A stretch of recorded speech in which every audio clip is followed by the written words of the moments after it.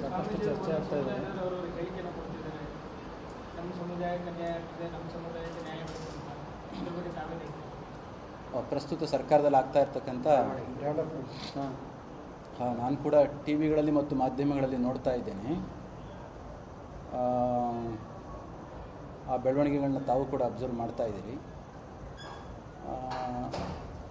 ಸಹಜವಾಗಿಯೇ ಮಠ ಒಕ್ಕಲಿಗ ಸಂಸ್ಥಾನದ ಒಂದು ಭಕ್ತಿಯ ಶ್ರದ್ಧೆಯ ಕೇಂದ್ರ ಮತ್ತು ವಿವಿಧ ಉಳಿದ ಬೇರೆ ಬೇರೆ ಸಮುದಾಯಗಳಿಗೂ ಕೂಡ ಧ್ವನಿಯಾಗಿರ್ತಕ್ಕಂತಹದ್ದು ಶತಮಾನಗಳಿಂದ ಅದು ಗೊತ್ತಿರ್ತಕ್ಕಂಥ ವಿಚಾರವನ್ನು. ಈಗ ತಾವು ಕೇಳ್ತಾ ಇರ್ತಕ್ಕಂಥ ಒಂದು ವಿಚಾರಕ್ಕೆ ಸಂಬಂಧಪಟ್ಟ ಹಾಗೆ ಅದರ ಆಕಾಂಕ್ಷಿ ಆಗಿರ್ತಕ್ಕಂಥವ್ರು ಅಂತ ಹೇಳೋದಕ್ಕಿಂತಲೂ ಕೂಡ ಪ್ರಮುಖ ಒಂದು ಜಾಗದಲ್ಲಿರ್ತಕ್ಕಂಥ ಡಿ ಕೆ ಶಿವಕುಮಾರ್ ಅವರು ಪ್ರಸ್ತುತ ಉಪಮುಖ್ಯಮಂತ್ರಿಗಳಾಗಿದ್ದಾರೆ. ಈಗ ಪ್ರಸ್ತುತ ಈ ವಿಚಾರಕ್ಕೆ ಸಂಬಂಧಿಸಿದಾಗೆ, ಮುಖ್ಯಮಂತ್ರಿ ವಿಚಾರಕ್ಕೆ ಸಂಬಂಧಿಸಿದಾಗೆ ಶಿವಕುಮಾರ್ ಅವರೇ ನಮ್ಮ ಹತ್ರ ಏನು ಮಾತನಾಡಿಲ್ಲ. ಹಲವಾರು ಬಾರಿ ಮಠಕ್ಕೂ ಭೇಟಿ ಕೊಟ್ಟಿದ್ದಾರೆ, ವಿವಿಧ ವಿಚಾರಗಳಿಗೋಸ್ಕರ ಮಾತನಾಡಿದ್ದಾರೆ. ಆದರೆ ಟಿ ವಿ ಮಾಧ್ಯಮಗಳಲ್ಲಿ ಮತ್ತು ನ್ಯೂಸ್ಗಳಲ್ಲಿ ನಾವು ನೋಡ್ತಾ ಇರ್ತಕ್ಕಂಥದ್ದನ್ನು ನೋಡಿದರೆ ಎಲ್ಲರಿಗೂ ಕೂಡ ಒಂದು ಭಾವನೆ ಮತ್ತು ಸಾವಿರಾರು ಜನ ಭಕ್ತರು ನಮಗೆ ಫೋನ್ ಮಾಡ್ತಾ ಇದ್ದಾರೆ.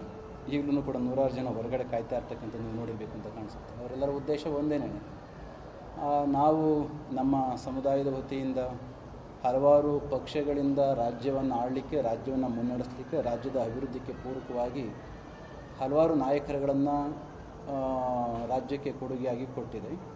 ಇವೆಲ್ಲ ಪಕ್ಷಗಳಲ್ಲಿ, 3 ಪಕ್ಷಗಳಲ್ಲಿ ಕೂಡ ಒಳ್ಳೆಯ ನಾಯಕರುಗಳೇ ಇದ್ದಾರೆ. ಸಹಜವಾಗಿ ನಿಮಗೆ ಗೊತ್ತಿದೆ, JDSನಲ್ಲಿ ದೇಶವನ್ನು ಆಳಿದಂಥ ಪ್ರಧಾನಮಂತ್ರಿ ಆಗಿ ನಮ್ಮ ದೇವೇಗೌಡರವರು, ಕುಮಾರಸ್ವಾಮಿ ಅವರು ಇದ್ದೇ ಇದ್ದಾರೆ.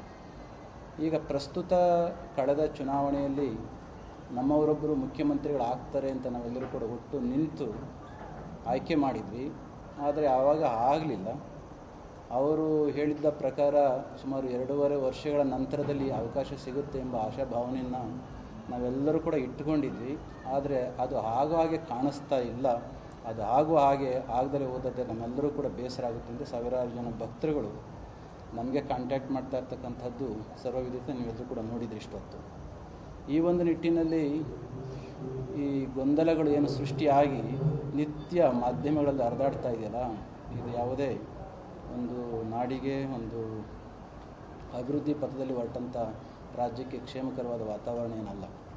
ಇದನ್ನು ಸರಿಯಾದ ರೀತಿಯಲ್ಲಿ ಸ್ಪಷ್ಟತೆಯನ್ನು ಕೊಟ್ಟು ಮಾಡಬೇಕಾಗಿರ್ತಕ್ಕಂಥ ಕಾರ್ಯವನ್ನು ಮಾಡಬೇಕಾಗಿರ್ತಕ್ಕಂಥ ಕಾಂಗ್ರೆಸ್ ಹೈಕಮಾಂಡ್ನವರು 2.5 ವರ್ಷಗಳ ನಂತರದಲ್ಲಿ ಡಿ ಕೆ ಶಿವಕುಮಾರ್ ಅವರು ಮುಖ್ಯಮಂತ್ರಿಗಳಾಗಬೇಕು ಅಂತಕ್ಕಂಥದ್ದು ಅಭಿಪ್ರಾಯ ನಮಗೂ ಇತ್ತು ಮತ್ತು ರಾಜ್ಯದ ನಮ್ಮ ಭಕ್ತಾದಿಗಳಿಗೂ ಕೂಡ ಇದೆ.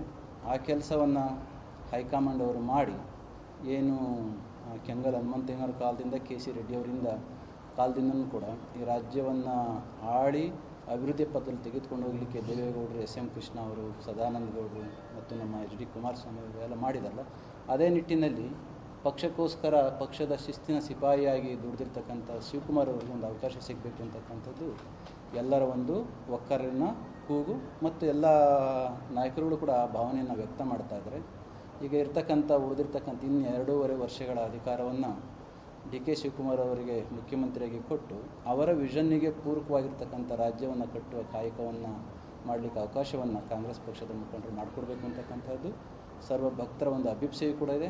ಅಫ್ಕೋರ್ಸ್ ನಮಗೂ ಕೂಡ ಆಸೆ ಸಹಜವಾಗಿ ಇರ್ತಕ್ಕಂಥದ್ದು. ನಮ್ಮ ಸಮುದಾಯದಿಂದ ರಾಜ್ಯವನ್ನು ಕಟ್ಟಿ ಬೆಳೆಸಲಿಕ್ಕೆ ಹಲವಾರು ನಾಯಕರುಗಳು ಹೋಗಿರೋ ಹಾಗೆ ಇವರು ಕೂಡ ಒಬ್ಬ ಅಪ್ರತಿಮ ನಾಯಕರಿದ್ದಾರೆ. ಜೊತೆಗೆ ಕಾಂಗ್ರೆಸ್ ಪಕ್ಷದ ಶಿಸ್ತಿನ ಸಿಪಾಯಿ ಎಂದ್ರೂ ಕೂಡ ತಪ್ಪಾಗಲಾರದು. ಯಾವುದೇ ಸಂದರ್ಭದಲ್ಲಿ ಕೂಡ ಪಕ್ಷ ನಿಷ್ಠೆಯನ್ನು ಬಿಟ್ಟುಕೊಟ್ಟವರೆಲ್ಲ ಡಿ ಕೆ ಶಿವಕುಮಾರ್ ಅವರು ಎಲ್ಲರೂ ಕೂಡ ಗೊತ್ತು.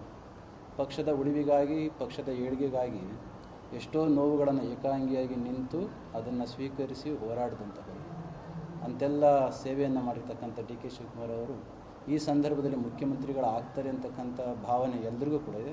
ಅದೇ ಭಾವನೆ ನಮಗೂ ಕೂಡ ಇದೆ.